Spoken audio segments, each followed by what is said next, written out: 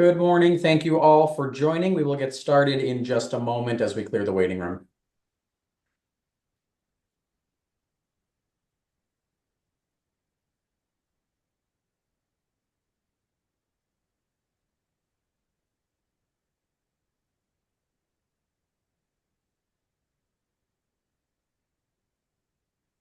As a reminder, when folks are entering from the waiting room, please do remain on mute unless or until you are providing testimony before the board.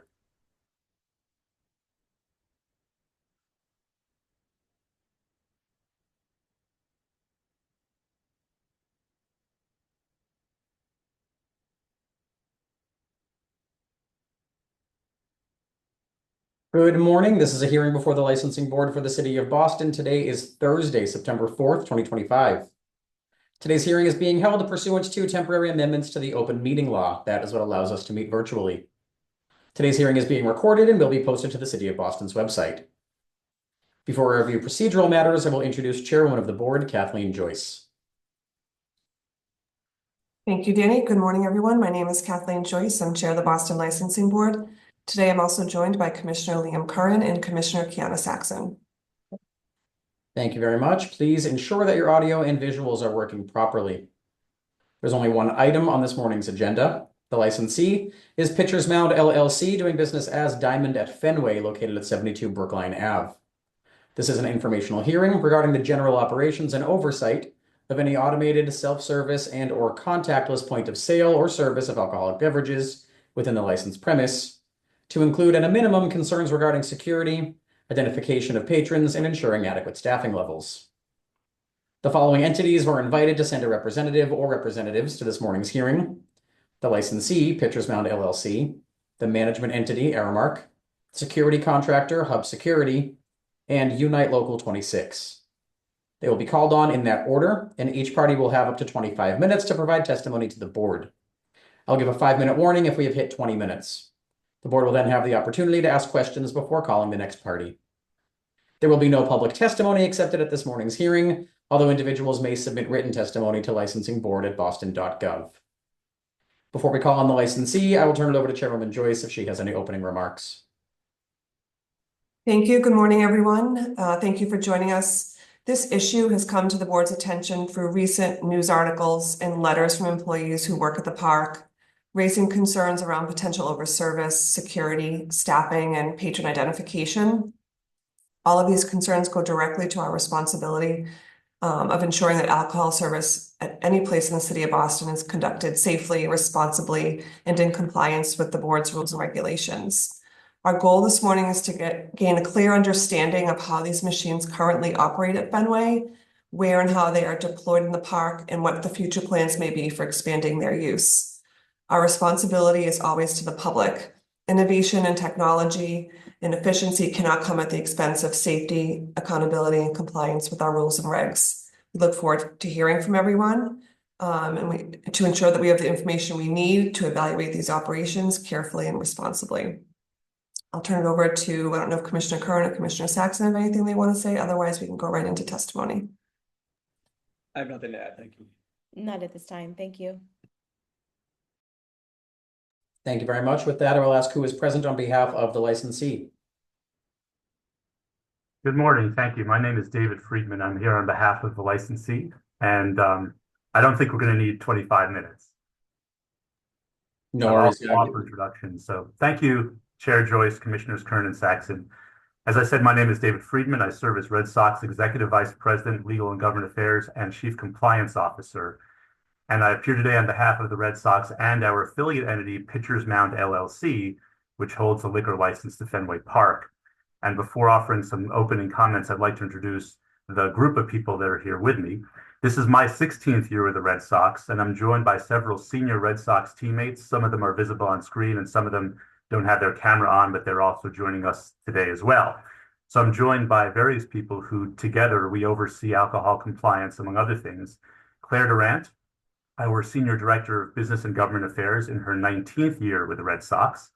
Elaine Stewart, Senior Vice President and Assistant General Counsel in her 37th year with the Red Sox.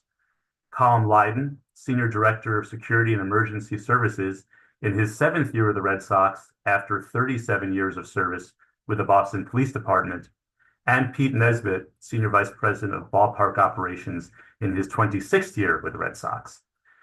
Fenway Park concessions are operated by Aramark, the global leader in food services and facilities management, which serves as the manager of Fenway Park's liquor license. Today, our senior Red Sox team that I just introduced is joined by Aramark's Vice President of Operations, Derek Swartz, its General Manager for Fenway Park, Thomas Horvath, and its National Senior Vice President and Deputy General Counsel, Chris Havener.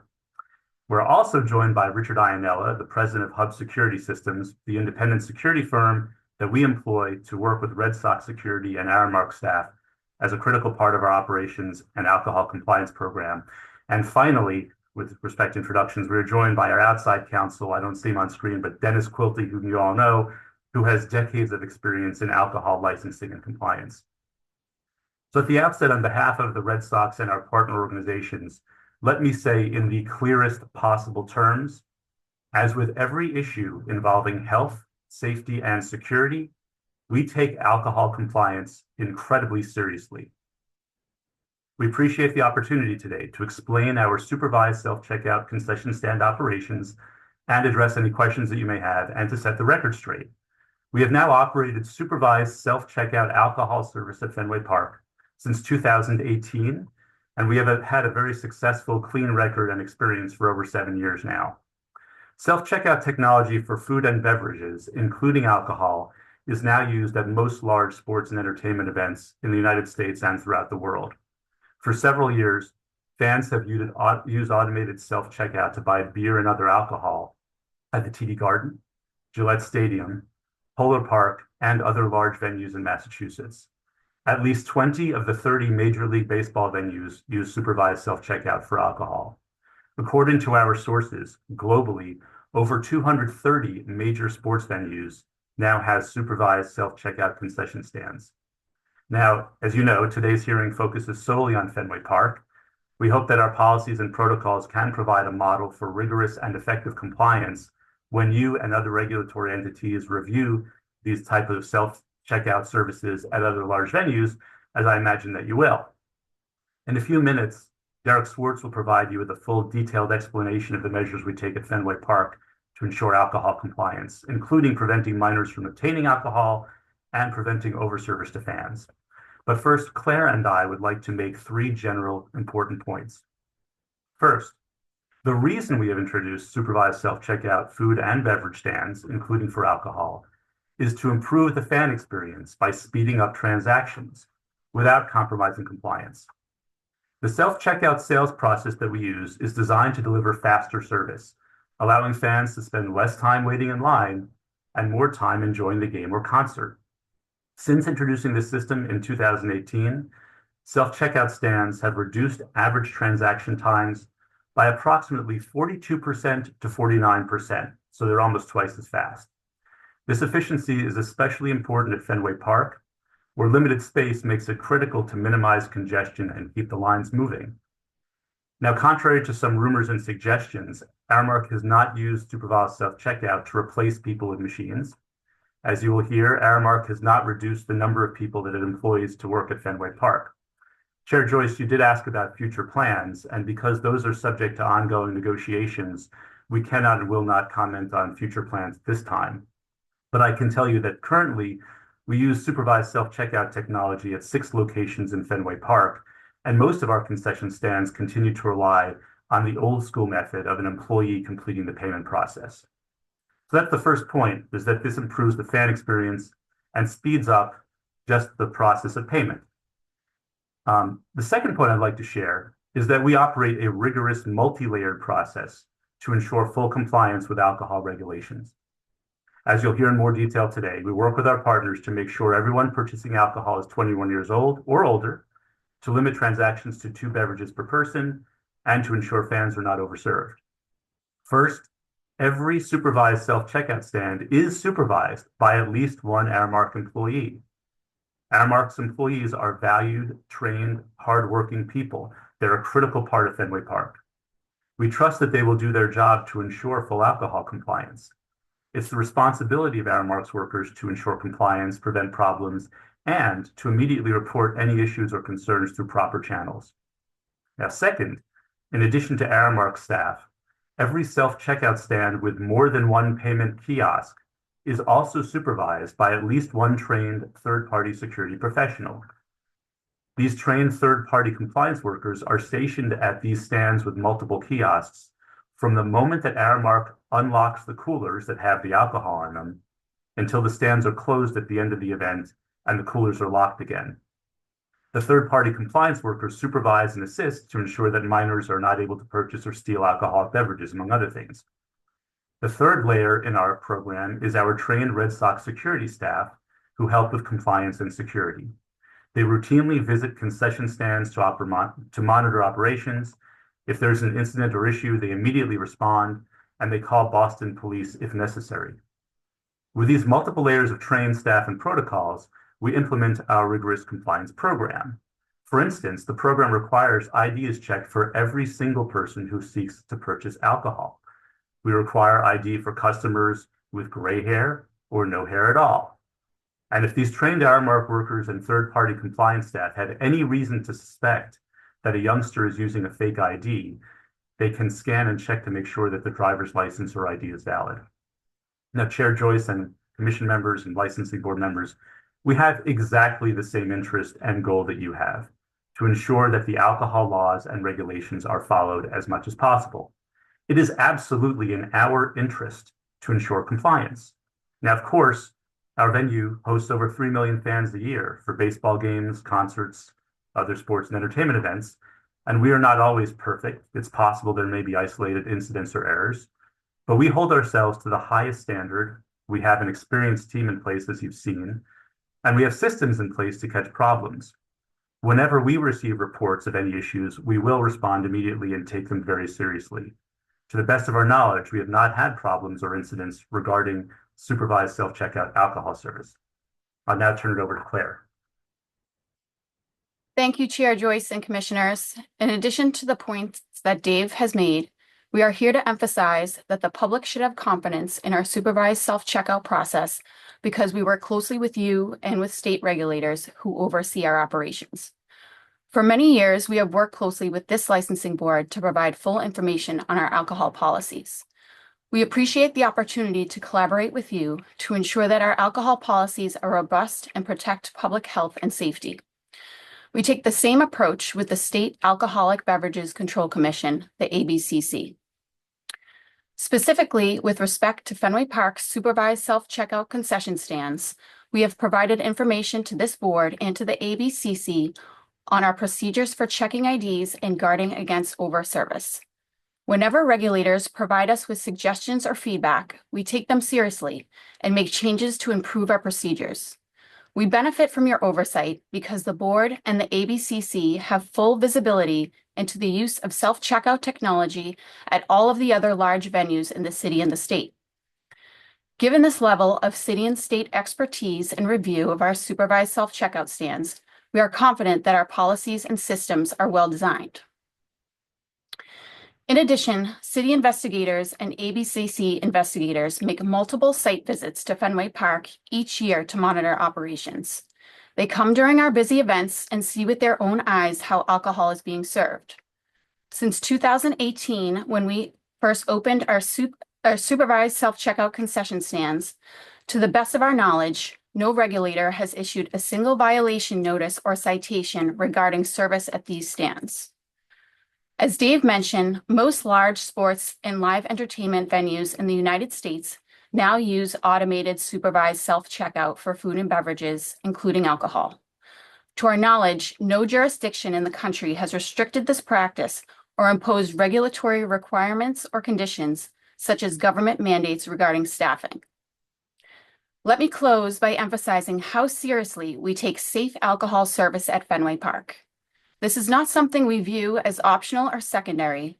It is a core responsibility that underpins the safety of our fans and the trust of our community. That responsibility does not rest with one party alone. It is shared across the system we have built and maintained for many years.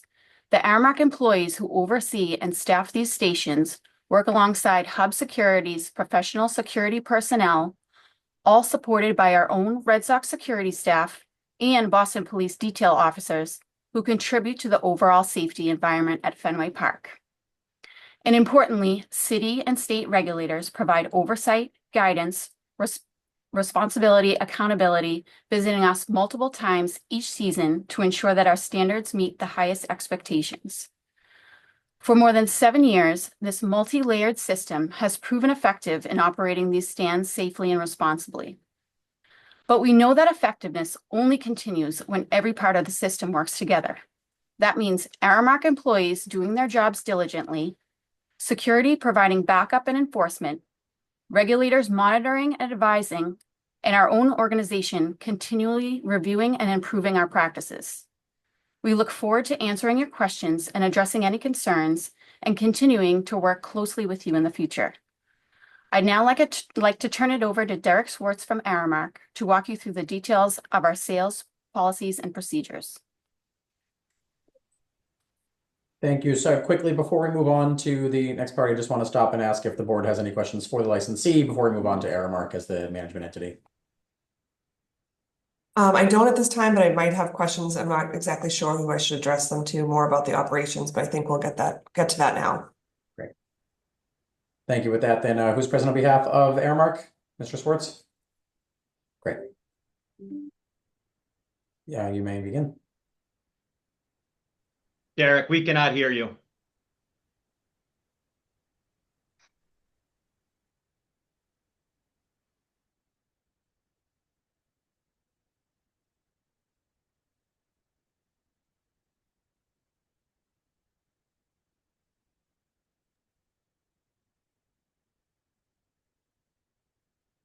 Mr. Schwartz, can you hear us? Okay. Yeah, no, we can't hear you at all.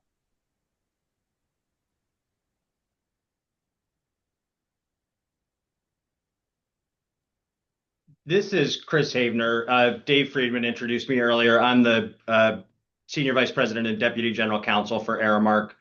And while we're waiting for Derek to see if he can overcome his technical issues, I can share the information that Derek intended to share with the board. But Derek, if at any time you get your sound back, please flag it for me. Thank you, Chair Joyce and Commissioners. As I mentioned, I am Senior Vice President and Deputy General Counsel at Aramark with responsibility for litigation and government affairs. Derek is our VPO with responsibility for Fenway Park. He has been with Aramark for 25 years and in his role at Fenway for 5 years. And with us also is Thomas Horvath, who is our General Manager at Fenway Park. Dave and Claire gave you an excellent overview of the alcohol compliance program in place at Fenway. On behalf of Aramark, I'd like to share some additional information about how we approach alcohol compliance at a enterprise level, and then some more specifics about how we approach alcohol compliance at Fenway. Aramark has had a formal alcohol compliance policy for more than 40 years. This program is based on a commitment to ensuring the safety of our clients and customers and is rooted in our hospitality culture. Today, the core of Aramark's alcohol compliance program is our alcohol service policy. The policy applies at all locations where we serve alcohol and goes far above and beyond the legal requirements and regulatory requirements governing alcohol service in the locations where we serve. It also establishes consequences up to and including the termination of employment for any employee who fails to comply with the terms of the policy. Consistent with best practices, however, we do not just rely on a policy. We also take steps to validate that employees are complying with that policy. We use dedicated alcohol compliance supervisors and/or engage dedicated third-party alcohol compliance officers at large venues like Fenway, whose sole task is to assess and enforce compliance with the alcohol service policy. In addition, we have a national mystery shopper program using an independent third party to validate compliance at locations that serve alcohol.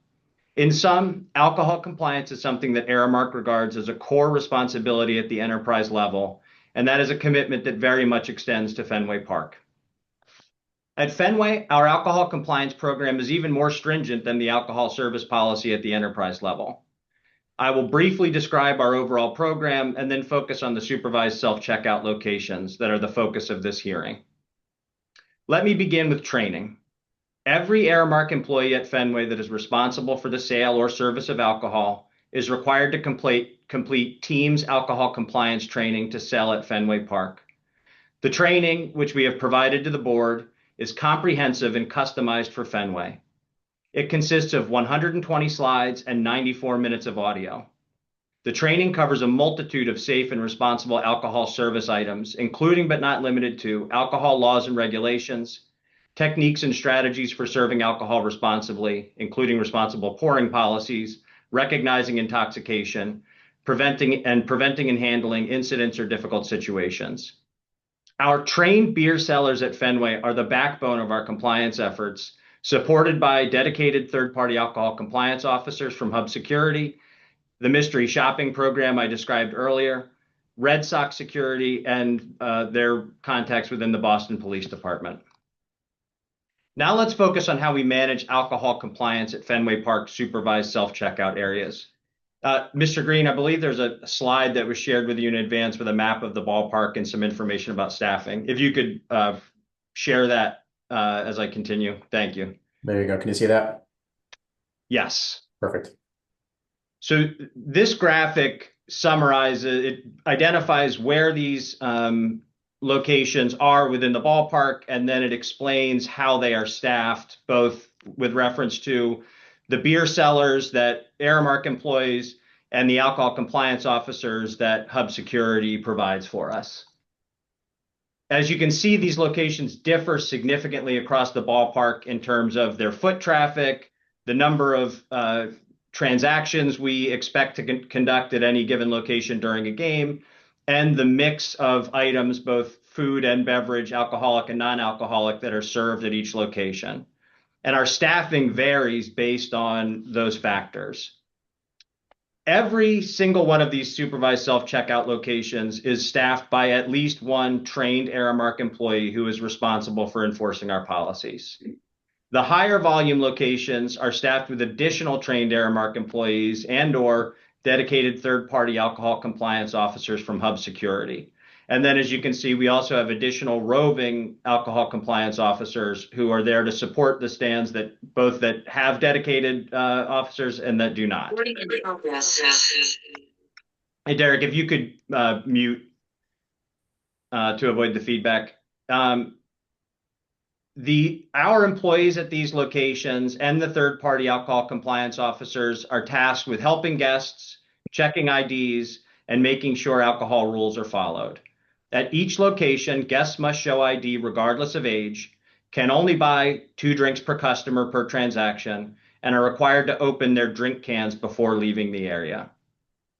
Every year at Fenway, we serve millions of guests at hundreds of events. And we know that no practice, process, or person is perfect, which is why we have adopted the multi-layered approach that we have all just described for you. Our trained beer sellers are a key part of that approach, and we are proud of the work that they do to keep the fans at Fenway safe. And while our processes may not be perfect, and we are always open to improving them, we know that these processes are good, especially at the supervised self-checkout locations at Fenway. We are not aware, as Dave mentioned, of ever having been cited for alcohol compliance violations at one of these locations by any regulator. Thank you for the opportunity to share this information with you, and we are now happy to take any questions you may have.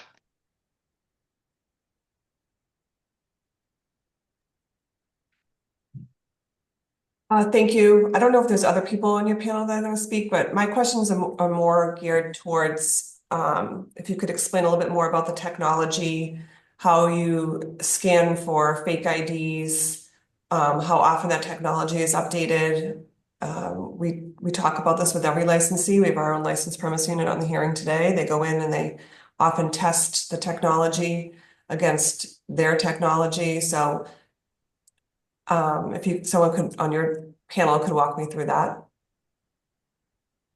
So I think to distinguish the two types of technology, the core technology of the supervised self-checkout locations is just our mash gin machines, which do the sort of recognition of what's being put in front of them, and then calculates the price. Right. But if your question is relevant to the technology used specifically to scan IDs, then I think it might be that Calm from the Red Sox or Richard from Hub Security are better positioned to answer those questions. Okay, I'll wait then. I can help out, Madam Chair, if you wish. Sure, you can get into if you want to testify first, and then we can get into questions after. I just wasn't sure who I should address my questions to. Okay, good morning. So my name is Colin Lyden. I'm 7 years at as the Director of Security at the Red Sox after being 36 years with the Boston Police Department. And the one thing that I have devoted my life to is public safety. Nothing is perfect. I know that we have a lot of things in place here. Nothing is perfect, but we have overlapping methods of trying to do the best we can. We have a staff of 250 that go out every night. We have most of them will be trained in teams from our own security. We have coordination with the Boston Police Department on the detail that's here for every major event every night, as well as the fire department for evacuation security and keeping our aisles clear, things like that. We have so many different systems in place, and even beyond our own security, there is MLB put security in to watch us to make sure that we're doing what we're supposed to be doing. We have RSAs, which are resident security agents in every location that are police officers hired by MLB to keep an eye on us. We have the different visits that come from the licensing board as well as ABCC. Knock on wood, nothing is perfect, but we do everything we can to keep people safe, and our alcohol compliance program is part of that. Helpful.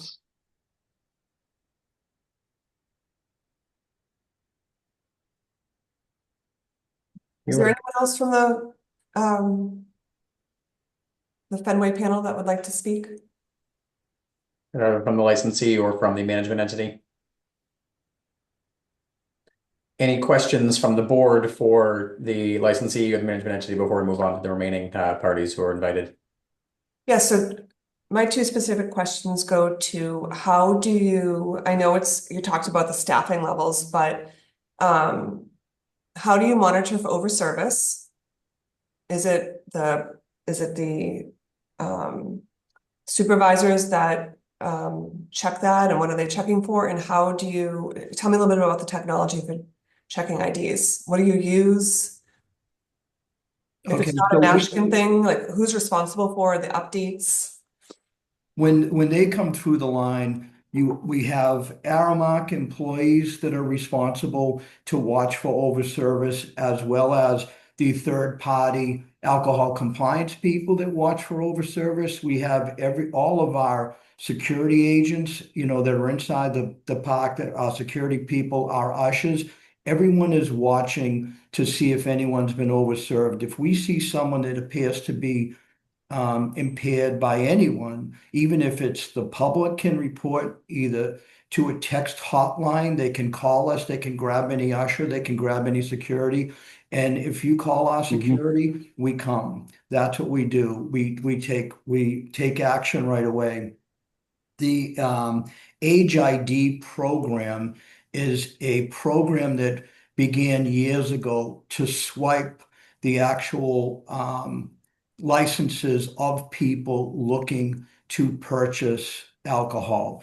The third party security that we use, Hub Security, uses the IntelliCheck Age ID. They swipe, they check every single person coming in line, and then they swipe those that appear to not every single person, but they swipe those that appear to be younger than 25 or 30 years old, like that everyone gets checked, but the swipes go. Now, recently with that particular Age ID, it was our security, our third party security, that actually noticed a flaw in the program, because the IDs were done so well, but there were three things they were missing. They didn't feel correct. The hologram was off. Four things. There was a blue coloring in behind the person's face. And at the end of all this, instead of putting .gov on the back of the ID, the fake IDs had .com.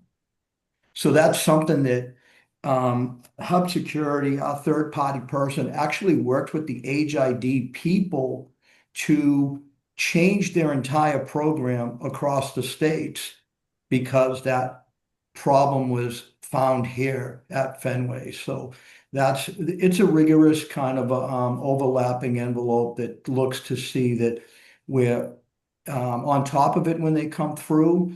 We're responding to it if someone does seem impaired.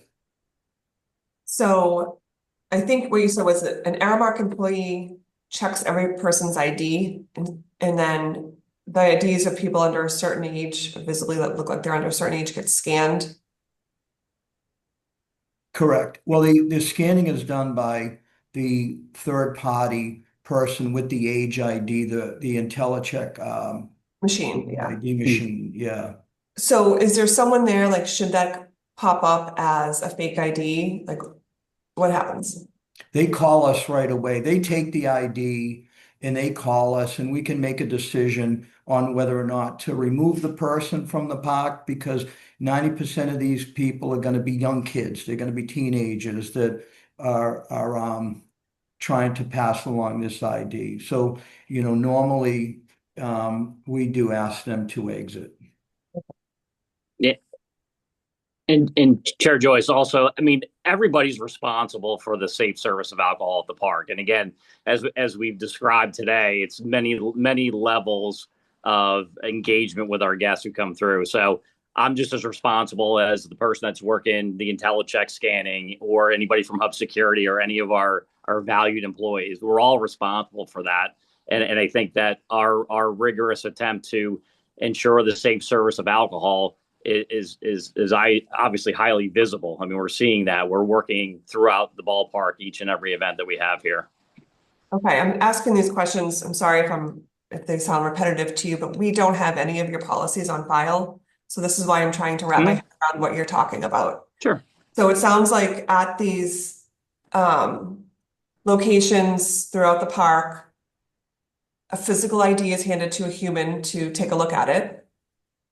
And then it is scanned through a technology you guys use IntelliCheck. If there's a question, the physical ID is handed to a human who's been trained by teams to look at that and make a decision. And then if there's a remote question relative to the potential for that physical ID not to be proper, then it's scanned. Our hub will scan that through the Age ID machine to check for whether it's legitimate or not. And then if it comes back as it's not a legitimate ID, you call a supervisor.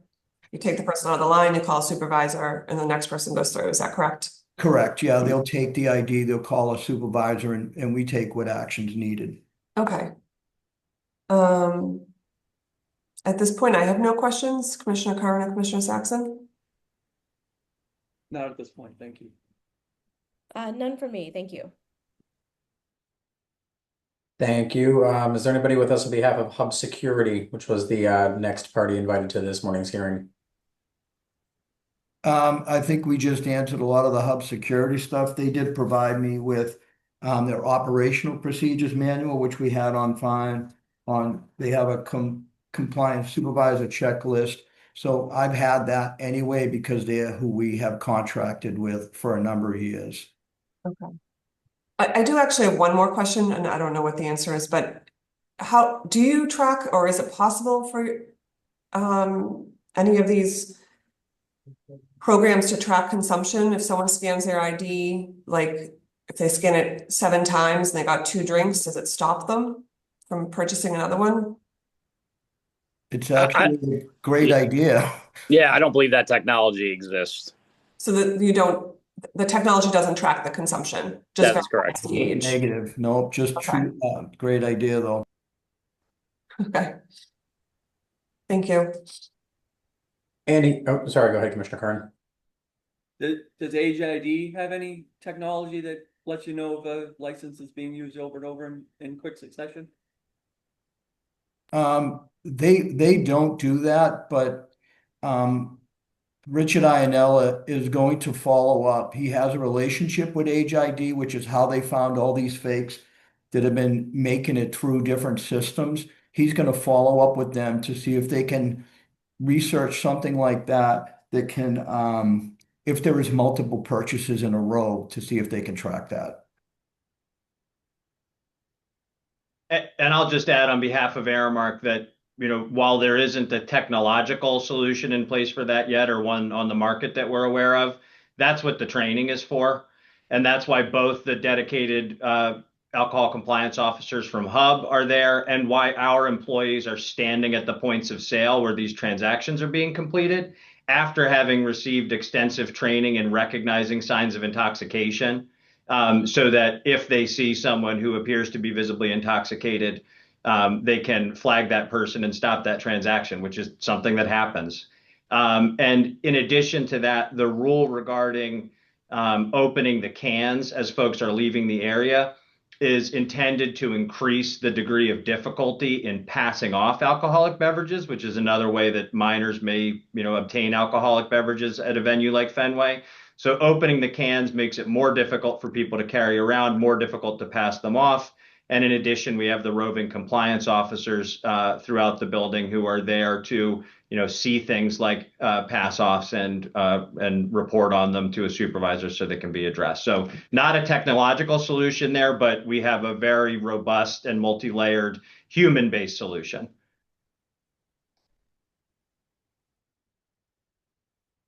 Are there any further questions from the board for the licensee, management entity, or security before we hear from representatives from Unite Local 26? Okay. With that, I will ask who is present. I was given three names. I believe Carlos Aramayo, Tammy Nunez, Natalie Greening. Are all three of you with us? Yeah, I think we're all here. Hi, I'm Carlos Aramayo. Great, thank you. You will collectively have up to 25 minutes. I'll give a 20-minute warning if you hit that point, but otherwise you may proceed. Great, thank you very much. Yeah, so first of all, good morning, and I just want to thank the Madam Chair and the members of the commission for holding this hearing. My name is Carlos Aramayo, and I'm the president of Unite Here Local 26. We represent over 13,000 hospitality workers in the greater Boston area, including the workers at Aramark at Fenway Park.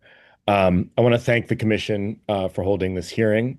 As you will hear from two of our members who are joining us this morning on this panel, since the introduction of grab-and-go beer coolers with self-checkout machines at Fenway Park, we've been inundated with public health concerns and questions from our membership. Today, we are simply asking for Fenway Park to be given the same public health consideration that the Dubliner or the Black Rose or any other Boston bar would receive if they sought permission to swap out their bar and replace it with self-serve beer coolers and self-serve checkout machines. Similarly, we ask Fenway Park to be treated the same as Total Wine or Atlas Liquors if they were to request alcohol to be consumed on premise after the customer made their purchase. With any new arrangement and any new technology, as we're seeing in this case, there will inevitably come new regulations. We believe there is a reason alcohol has historically been kept behind the bar and inaccessible to patrons prior to a licensed professional serving them. We also believe there is a reason alcohol has historically been served by a trained employee of a licensee. Again, we thank you and we have full faith and confidence in this commission to examine the facts and develop regulations to ensure the safety of the public. At a minimum, our members who staff these machines believe having a one-to-one staffing ratio of team-trained bartenders at each self-checkout stand would reduce a large number of the issues related to these automated stands that you're about to hear about. So again, I want to thank you for the opportunity for being heard today. And I'm going to pass it to Natalie Greening, who works at Aramark at Fenway Park. So Natalie. Good morning, chairs and members of the commission. My name's Natalie Greening. I've been a Boston resident for 35 years, and I currently live in Dorchester's Ward 12. Thank you for the opportunity to testify today. I've been an employee of Aramark at Fenway Park for 20 years and a consistent beer seller for 7 years. I'm here to speak to you about the unsafe conditions at Fenway Park in regards to alcohol sales using self-checkout machines. We are asking you to consider regulating these new grab-and-go setups based on multiple instances of underage drinking and overconsumption that has been observed since they've been implemented. My first example is on Wednesday, August 6th of this year, a single union beer seller at one of the grab-and-go stands took 3 pictures of customers trying to buy more than 2 beverages per transaction in the span of just 1 hour. That union member stopped the sales, but remember, while we were doing that, the other Mastian self-service checkouts were left unsupervised. Our second example, just one day before that, on August 5th, a union member at a different grab-and-go stand took a picture of a man who was trying to pay for 2 drinks with 2 high noon stuffed in his pockets. Union members report daily instances of customers stuffing beer into their hoodies, purses, or even shotgunning beverages in line and throwing away cans before they can get to the registers. Some of these grab-and-go locations are in corner areas where it's very easy to get away with this.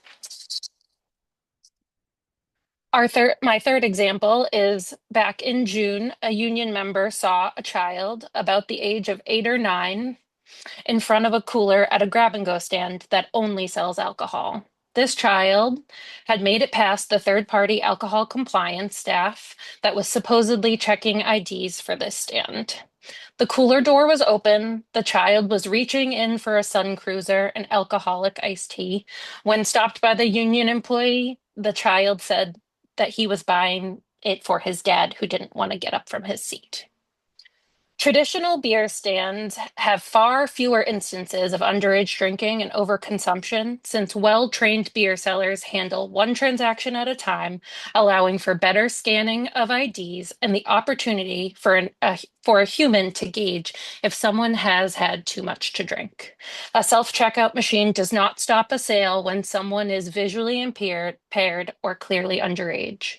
On behalf of all Local 26 members at Fenway Park, please consider a 1-to-1 staffing ratio of team-trained beer sellers at each individual self-checkout machine. Thank you. So next, I'm going to ask Tammy Nunez is going to speak to her experience. Tammy.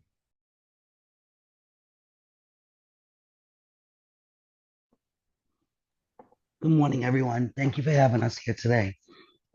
I'm Tammy Nunez. I've been working at the Fenway Park for 29 years and behind a bar as a bartender for 23 years. I know how to spot a fake ID and tell when a guest had too much to drink. These are skills you don't learn overnight. It took me years to achieve these skills. Now with grab and go, beer registers, alcohol compliance staff rely on barcode scanners, which ignore the details that actually matter. For example, the photo, birth dates, and expiration dates. We are not against technology, but it should be used as a tool to enhance our public safety and the role of bartenders have historically played. Our job is to follow the rules, the laws, and first and foremost, everyone's safety. If we were to have one trained union bartender per register, that means accountability, proper ID checks, and responsible service. It keeps our guests safe, protects our community, preserves Fenway's reputation, and helps protect our liquor license.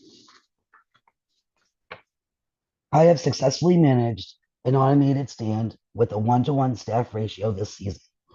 I maintained full oversight of all transactions without incident. I've held responsible alcohol service by enforcing a strict 2-beer limit per transaction. In compliance with state regulations, verified 100% of customer IDs, ensured 0 compliance violations during the sale. I have had the opportunity to personally engage with every customer, enhancing the customer's experience while observing the signs of impairment. For all reasons stated above, we suggest a 1-to-1 ratio of union bartenders to registers, so we can do our jobs right like we've been doing for decades. Thank you. Great. Thank you. Was that the full presentation from? Yeah, that's our full panel. Thank you. Thank you very much. We'll see if there are any questions following that last panel.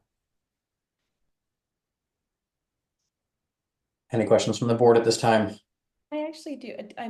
If someone could just remind me, how many lines per employee are you guys in charge of managing?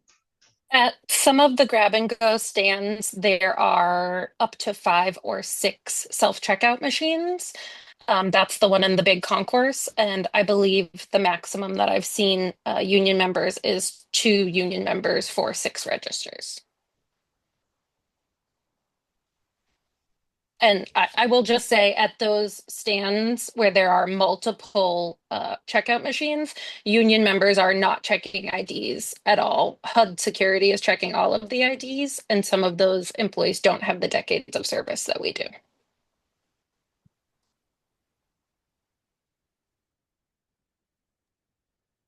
May I speak?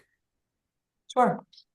I just wanted to say, I wanted to, thank the Aramark employees that took action at those stands. That's exactly what's supposed to happen in a situation like this. But I also want to defend Red Sox security because we were not made aware of those situations. So it's not like we didn't take action. We were not made aware, but I thank you, Aramark, for taking action in those circumstances. So that is my question for the Aramark employees who are talking about the pictures that were taken. What is your responsibility when you see a breach in policy? What do you do besides take the picture? Who do you report it to? So usually we are stop. So in all of these instances, the examples were stopped. We're nervous about all of the examples that are not caught when someone else is preoccupied with one self-checkout machine. I can't physically monitor 3 self-checkouts. Obviously, the child did not buy the Sun Cruiser. And there isn't always an alcohol compliance or security person available. We don't get walkie-talkies or any kind of communication device to these people. So it is kind of hard to find someone else because if you leave the stand, then you're not monitoring the stand. Okay, maybe I'll ask it a different way. So at the end of your shift, if you've observed, an 8 or 9-year-old trying to buy a Truly or any of these other instances you're talking about, do you write an internal report? No, there is no tracking. Okay.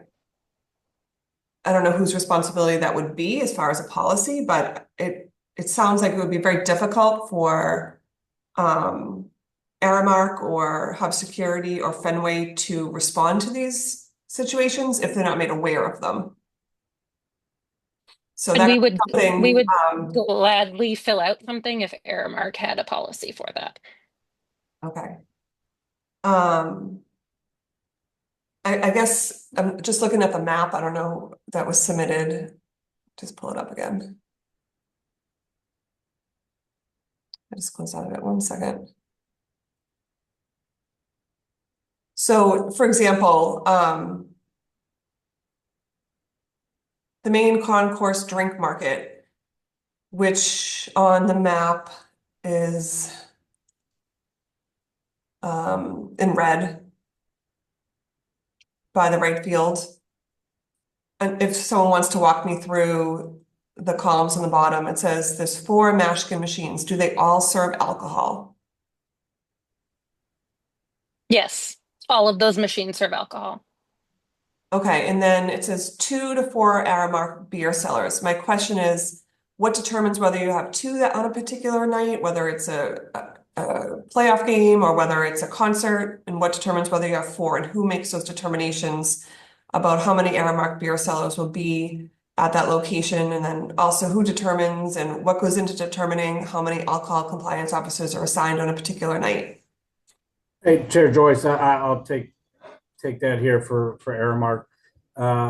Staffing levels are always going to be based on attendance levels, opponent, type of event.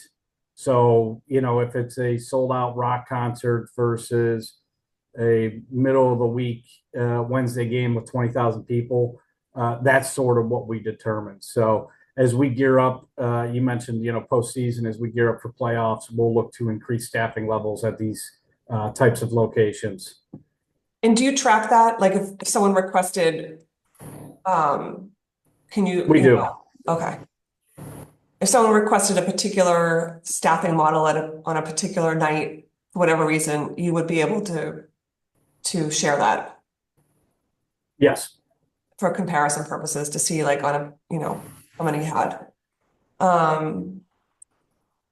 So you have 14 Mashkin machines at Fenway right now. Is that correct? Correct. Okay, and they all sell alcohol. No, we have one location that's sort of a hybrid, so that main concourse drink market. On the right side of that is a single Mashkin that is food and NA beverage only. And that's, which one is that again? So the main concourse. Okay. There's a Mashkin unit on the other side of that does not serve alcohol, but the rest do. Looking at the map, which one doesn't serve alcohol? Is it in red where it says Fenway Favorites, Centerfield Bleachers? Yeah, so what we have listed on the map is just the locations that serve alcohol. Oh, okay. The main concourse drink market would be 4, and then there's one next to that just serves food. Okay. But it is a non-alcohol location, so we didn't put it on this map. Okay. And excuse me, Chair Joyce, just to clarify the terminology, none of the Mashkins serve alcohol. Mashkin is just a payment processing technology. So, for instance, in the state legislature, there's been a proposal to change payment and require a human being to swipe a card, not use a Mashkin. But the alcohol is never served by a Mashkin. Alcohol is either served by a human being, or as we've heard reference to, there are these cases where a customer takes a beverage out of a refrigerated case, the same way you would do in a supermarket or a store. Okay. I'm going to just request from, I don't know who, whether it's Aramark or Fenway team, just to resubmit your policies. I don't believe we have them on file. I believe Tammy she raised her hand. I think she had maybe an answer to one of your questions.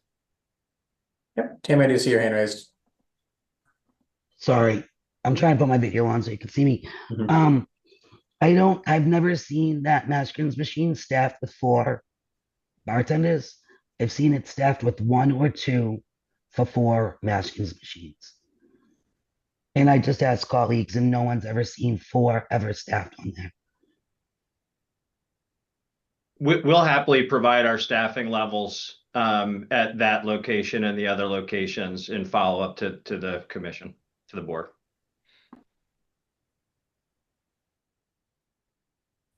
Thank you. Are there any further questions from the board at this time for any of the parties who have testified this morning? Great. Are there any additional kind of document submissions that the board is looking for aside from the staffing model that was just referenced? The policies and the staffing model, the written policies. It sounds like written operational procedures for these kind of self-serve stations as well as the staffing model. Right. With that, there are no further questions. Chairman Joyce, I don't know if there's anything further you would like to state at the end to close this out. As with other informational hearings, we will take all of this information into consideration. I don't know when we will act on this, but should we request further information, I will reach out so that we'll keep the record open until we receive all that information. Yep. Attorney Friedman. Well, thank you. On behalf of the Red Sox and our partners, I first again want to thank you for this hearing and the opportunity to share the information and for your great work over the years in supervising us and working with us. And we very much appreciate, for the purpose of everyone understanding that anytime this board or investigators have had concerns, they've come directly to us. And as I said, we take any concerns very seriously when we know about them. And so we appreciate that. And based on the information we've learned today and otherwise, you have my and our commitment that our full team will continue to take this very seriously. I should add that I'm somewhat surprised to hear that since 2018, there's been people inundated with public health concerns. I have not, and I don't think our team has been aware of any inundation of public health concerns. And the timing of that statement just now this year seems kind of coincidental or odd to me. And as we sort of made clear, as Mr. Lydon said, our director of security, the specific instances you've heard about today, the two observations I'd make is first, that we were not aware of those, certainly not directly until either seeing a social media post, which we don't know what that is, or hearing today. And the other observation I'd make is that these are actually instances of our system working. As you heard, ultimately, a minor did not leave with alcohol. Ultimately, a person did not get overserved. That's the way the system is designed. And if someone tries to do something that's in violation of a policy, that's exactly why we have these multiple layers in place.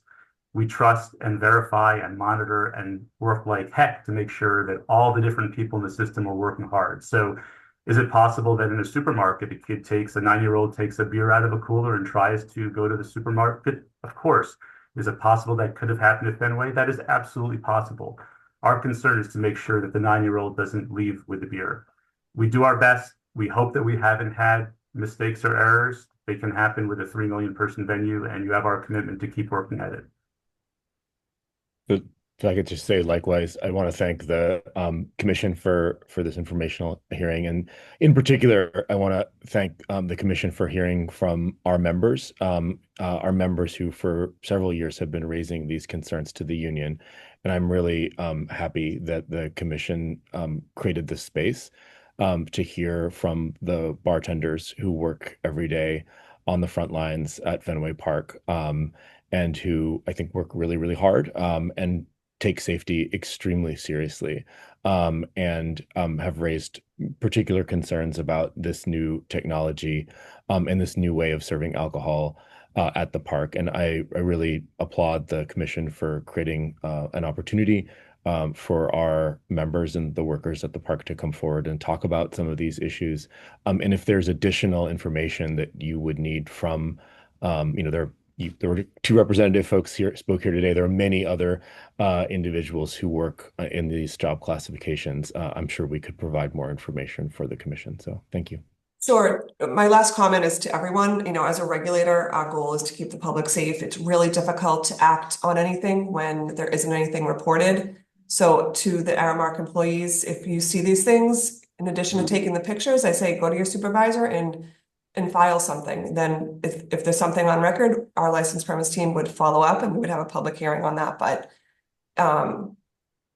at this point, I would suggest you continue to ensure the public is safe, continue to work together, and I'm looking forward to seeing the information that we just requested, and we'll see what comes out of all that.